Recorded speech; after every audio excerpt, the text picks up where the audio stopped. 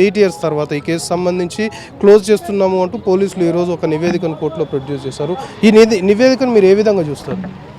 అక్కడున్న 60 పేజీల రిపోర్ట్లో ఏదైతే అప్పట్లో ఉన్న ఏబీవీపీ వాళ్ళు కానీ, బీజేపీ ప్రభుత్వం కానీ, లేదంటే అప్పట్లో ఉన్న వీసీ అప్పారావు గారు కానీ వాళ్ళు ఏది చెప్పారో 60 పేజీల రిపోర్ట్లో అది మాత్రమే రాస్తుంది. కానీ ఒక ఇన్వెస్టిగేషన్ అనేది జరగలేదు. అసలు అబ్బాయి వ్యక్తిగతంగా ఎందుకు చనిపోతాడు అసలు అవన్నీ కాకుండా అసలు ఇన్వెస్టిగేషన్ సరిగ్గా జరగకపోవడం వల్ల ఈరోజు కేసును క్లోజ్ చేసేసారు. 8 ఏళ్ల నుంచి చేస్తున్న పోరాటానికి ఈరోజు అసలు ఏమీ జరగనట్టే. అంటే 2016 ఆ టైంలో ఏదైతే ఈ ఇన్సిడెంట్ జరిగినప్పుడు వేముల రోహిత్ సంబంధించి ఎలాంటి సిచ్యువేషన్స్ ఇక్కడ ఫేస్ చేశాడు, ఎలాంటి ప్రాబ్లమ్స్ అతడు ఫేస్ చేశాడు, అప్పుడు సూసైడ్ ఉండేది, ఇప్పుడు ఈ రిపోర్ట్ని ఏ విధంగా చూస్తారు మీరు? అప్పుడు ఫేస్బుక్లో అతనికి ఇంకా ఏబీపీ మెంబర్స్కి జరిగిన ఒక దీన్ని వాళ్ళు వైస్ ఛాన్సలర్ వరకు తీసుకెళ్ళి, దాని తర్వాత స్మృతి ఇరానీ బండారు దత్తాత్రేయ వాళ్ళ వరకు తీసుకెళ్ళి వాళ్ళ మీద ఉన్న ప్రెషర్ మళ్ళీ వీసీ మీద ఉండి అప్పట్లో ఉన్న వీసీ అప్పారావు కూడా ఒక దళిత వ్యతిరేకి. అంత క్యాంపస్లో ఉన్న అందరికీ తెలుసు ఆయన ఒక దళిత వ్యతిరేకి, ఒక అప్పర్ కాస్ట్ వాళ్ళనే సరిగ్గా చూస్తుండే అని తెలుసు. సో అప్పుడు ఆయన ఇవన్నీ వాళ్ళ ఫెలోషిప్ కట్ చేసేసాడు, హాస్టల్లోంచి వెళ్ళగొట్టడం జరిగింది. సో ఇవన్నీ జరిగితే వాళ్ళు వెలివాడ నార్త్ షాప్కంలో ఒక నెల రోజుల పాటు బయటనే ఒక టెంట్ వేసుకొని ఉన్నారు తప్ప వాళ్ళు పోరాటం చేశారు నెల రోజులు. దాని తర్వాత వాళ్ళని క్యాంపస్ నుంచి కూడా వెళ్ళగొట్టేశారు.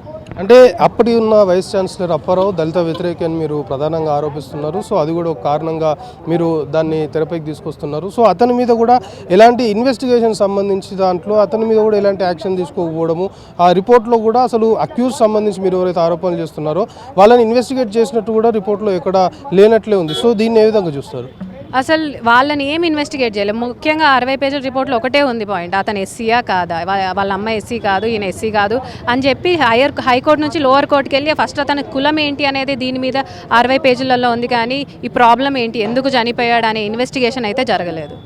సో ఇప్పుడు ఆల్రెడీ కేసును క్లోజ్ చేస్తున్నాము అంటూ తెలంగాణ పోలీసులు అయితే కోర్టును ఆశ్రయించారు. సో ఇప్పుడు ఈ కేసు సంబంధించి, ఇప్పుడు ఈ వైఖరికి సంబంధించి మీ ఫైట్ ఏ విధంగా ఉండబోతుంది ఫర్దర్గా? నేను ఇక్కడ నేషనల్ స్టూడెంట్స్ యూనియన్ ఒక మెంబర్ని. సో ఫస్ట్ ఆఫ్ ఆల్ మా లీడర్ కాంగ్రెస్ ప్రభుత్వం నుంచి అప్పట్లో రాహుల్ గాంధీ గారు వచ్చి ఈ మూమెంట్కి సాలిడారిటీ, వాళ్ళ మదర్ రాధికా వేముల గారు ఆమె కూడా భారత్ జోడో యాత్రలో పాల్గొంది. మా మేనిఫెస్టోలో ఇప్పుడు కాంగ్రెస్ పార్టీ మేనిఫెస్టో ఏదైతే ఉందో దాంట్లో కూడా రోహిత్ వేముల యాక్ట్ ఒకటే. ఇది మేము ముందుకి తప్పకుండా ఈ కేసుని రీఇన్వెస్టిగేట్ చేయాలి, కొత్త కమిటీ పెట్టి అసలు ఏం జరిగింది అనేది కరెక్ట్గా కొత్త ఇన్వెస్టిగేషన్ అయితే జరుగుతుంది. ఈ రిపోర్ట్ ఏదైతే రిలీజ్ అయిందో ముందున్న బీఆర్ఎస్ ప్రభుత్వం వాళ్ళ పోలీస్ డ్రాఫ్ట్ చేసిన రిపోర్ట్ మాత్రమే ఇప్పుడు పబ్లిష్ చేశారు, కానీ ఇప్పుడున్న కాంగ్రెస్ ప్రభుత్వంది కాదు. సో మా కాంగ్రెస్ లీడర్స్ ఇక్కడున్న చీఫ్ మినిస్టర్ గారిని కానీ, డిప్యూటీ చీఫ్ మినిస్టర్ బట్టి విక్రమార్క గారిని కానీ కలిసి మేము తప్పకుండా మళ్ళీ రీఇన్వెస్టిగేట్ చేసి కొత్తగా ఓపెన్ చేయాలని చూస్తాం.